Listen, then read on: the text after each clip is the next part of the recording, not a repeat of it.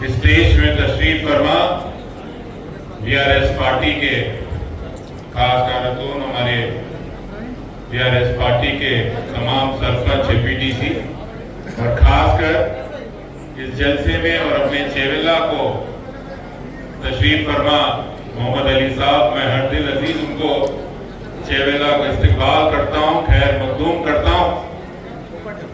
मैं बस 10 से 15 मिनट बोलता हूं।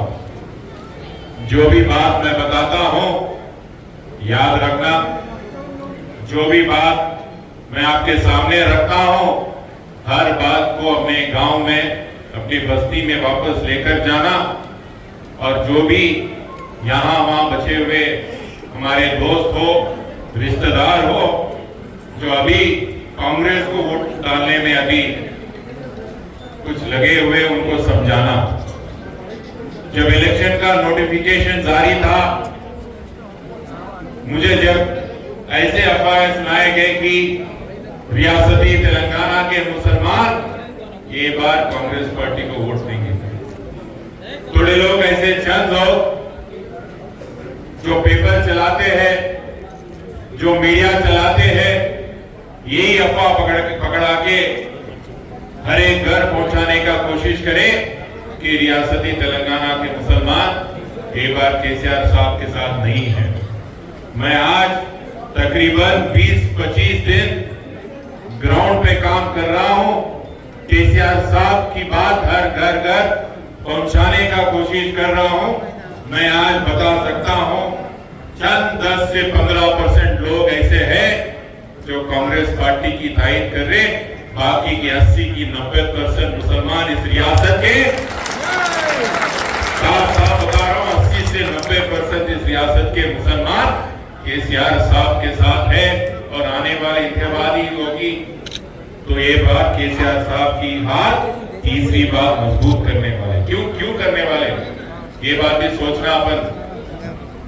मुसलमान रियासती तेलंगाना में क्यों केसीआर साहब के साथ खड़े, क्यों उनकी हाथ मजबूत करने में लगे हुए, इसकी भी थोड़ी बात करना चाहिए।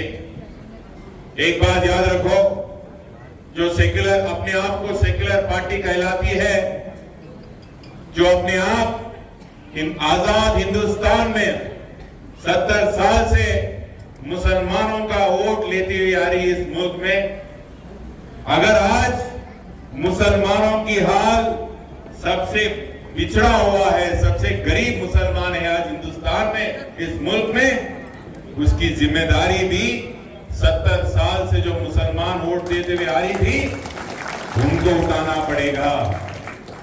जो पार्टी को अपन बचपन से अपने दादा परदादा वोट देते हुए आ रहे,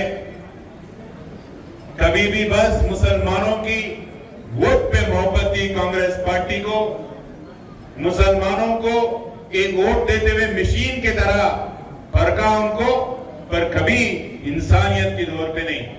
केसीआर साहब ऐसे एक वजीर आला है जो अभी के हिंदुस्तान में नहीं, हिंदुस्तान, आजाद हिंदुस्तान इतिहास में सिर्फ ऐसा एक वजीर आला है जो मुसलमान भाई और बहन को तरक्कियात दिया। याद रखो, ऐसी एक ही रियासत है हिंदुस्तान में जहां मुसलमान भाइयों को सबसे ज्यादा बजट दी जाती है उनकी बजट में। ऐसी एक ही रियासत है हिंदुस्तान में जहां हमारे गरीब माइनॉरिटी बच्चियों को शादी कराई जाती है। ऐसी एक ही रियासत है हिंदुस्तान में तेलंगाना जहां माइनॉरिटी बच्चों को तालीम दी जाती है फ्री।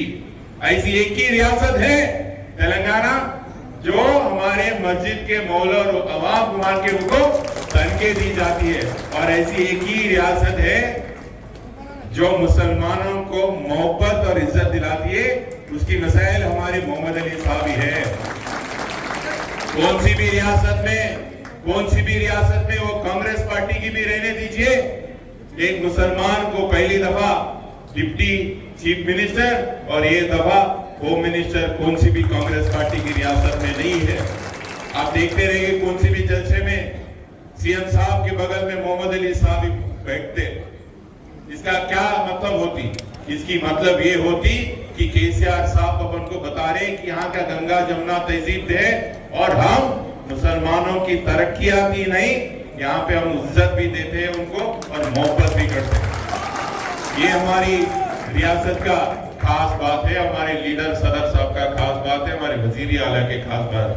और वो तरफ कांग्रेस पार्टी की सदर उनकी बुनियाद कहां से है? कहां से है भाई? बोलो कहां से है? आरएसएस से। देखे तो 2 दिन पहले कैसे पेश आए नमाज की टोपी से, देखे हो? देखे नहीं देखे? नहीं देखे तो दिखाओ और अगर अम्मा को भी बताओ। तो नमाज की टोपी से बेइज्जती से पेश आते हैं, जो कभी मुसलमानों से मोहब्बत करेंगे?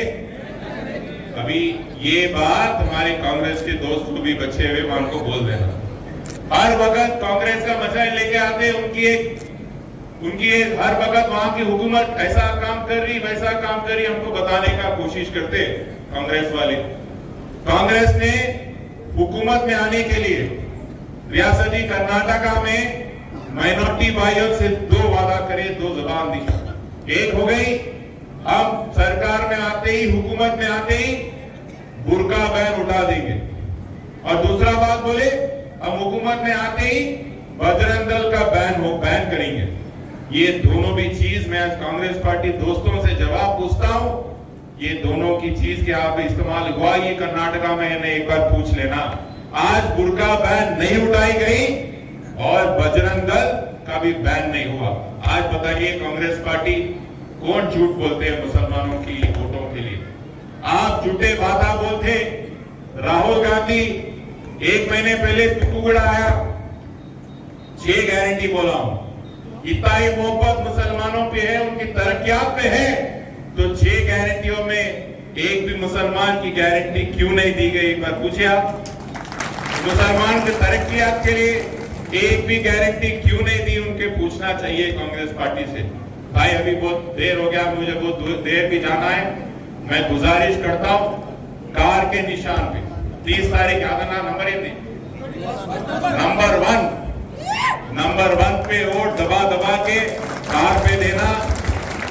ये बात क्यों याद रखो, मैं बताता हूं, अगर केसीआर वजीर आला इस रियासत के और एक बार चीफ मिनिस्टर नहीं बनेंगे, सबसे ज्यादा नुकसान इस मुल्क का मुसलमान की होगा। ये बात याद रखिए, सबसे ज्यादा नुकसान होगा, ये बात याद रखो। और एक बात छेवला के ताल्लुक से भी 2 बात बताना चाहता हूं। यादन्ना बहुत साफ इंसान है, नेक इंसान है, किसी का बुरा ना चाहते, बुरा नहीं बोलते। आज कांग्रेस पार्टी का जो शख्सियत है, जो कैंडिडेट यहाँ का है, कैसा इरादा रखते हैं, उनकी बैकग्राउंड क्या एक बार परखिए। ऐसे लोग जो जेल में